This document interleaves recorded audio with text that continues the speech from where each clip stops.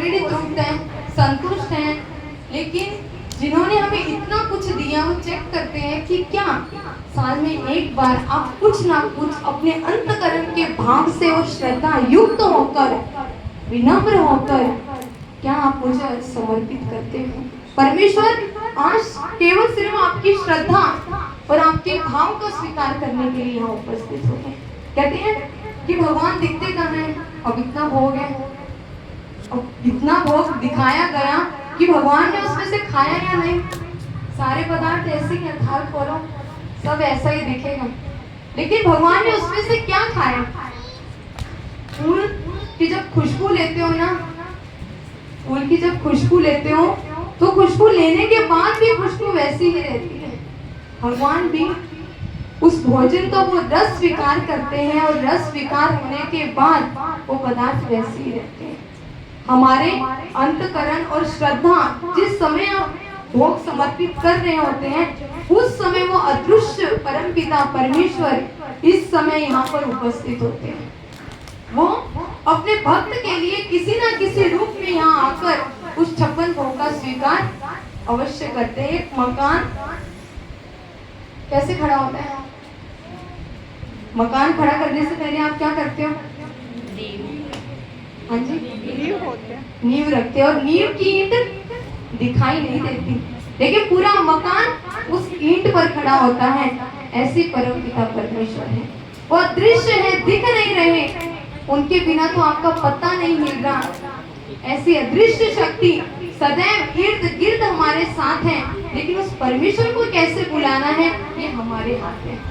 कि परमेश्वर को आप कैसे बुलाओगे ये आपके हाथ में है। कि भगवान को बुलाने का भाव जितना उत्तम, जितना नीवा होगा, परमेश्वर उतना ही आपकी श्रद्धा का स्वीकार करके आपकी ओर दौड़ते हुए आएंगे। एक छोटी सी कहानी मैं आपको बताऊंगी कि परमेश्वर किस माध्यम से और कैसे मदद करने आते हैं।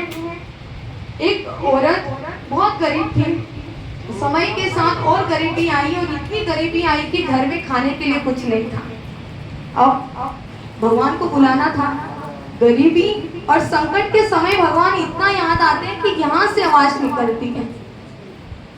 परमेश्वर को जब हम बुलाएं दुख के समय में तो अंतकरण से आवाज निकलती है और उसने भगवान को बुलाया एक रेडियो के माध्यम से। वो संदेश भेज दिया भगवान को रेडियो के माध्यम से कि भगवान अब तो देखो मेरी ओर, अब तो देखो मेरी गरीबी की ओर, अब तो खाने के लिए भी कुछ नहीं बचा। तो वो जो रेडियो का प्रसारण था एक उद्योगपति ने सुना, एक अमीर व्यक्ति ने सुना, हंसा थोड़ा कि क्या बेवकूफ है, भगवान को बुला रही है, भगवान थोड़ी देने आएंगे। कहते हैं चलो क्यों ना इसका मजाक किया जाए।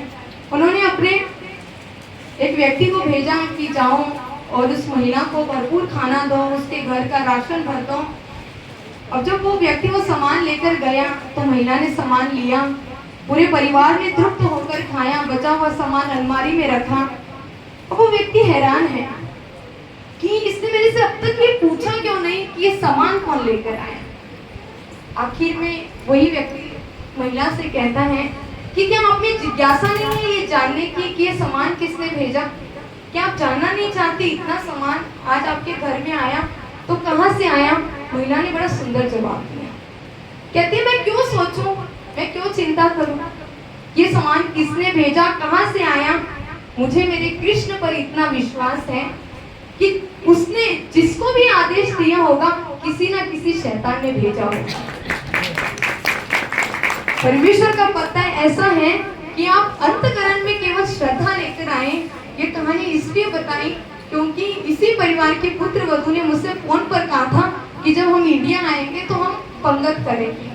देखिए भाव छोटा था, लेकिन जब उसमें परमेश्वर का भाव सम्मिलित हो जाए, उन्होंने भी इतना बड़ा नहीं सोचा था कि आज पंचावतार महोत्सव का आयोजन किया जा रहा है। तो परमेश्वर से जब आप श्रद्धा युक्त होकर इतना सा मांगते हो तो इतना देता है। तो हमेशा देने के भाव में रहें ताकि परमपिता परमेश्वर भी आपसे इसी प्रकार की क्रियाएं करवाते रहे और इसी प्रकार की विधिवत क्रियाएं आपके हाथों से, आपके परिवार की ओर से होते रहे। ऐसी परमपिता परमेश्वर से प्रार्थना करते हुए और सेठी परिवार को पंचावतार महोत्सव की बहुत सारी बधाइयाँ। और मैं परमेश्वर से यही प्रार्थना करूंगी कि हर वर्ष भगवान और उत्साह और जोश के साथ ये अवसर आपके हाथों से करवाते रहे। इतनी क्षमता, इतनी शक्ति इस परिवार को मिले कि हर साल इसी तरह खड़े होकर ये उत्सव भगवान इनके हाथ से लेते रहे। ऐसे प्रभु के श्री चरणों पर प्रार्थना करते हुए मैं अपने 2 शब्दों को यही पर विराम देती हूँ। श्री गोपाल।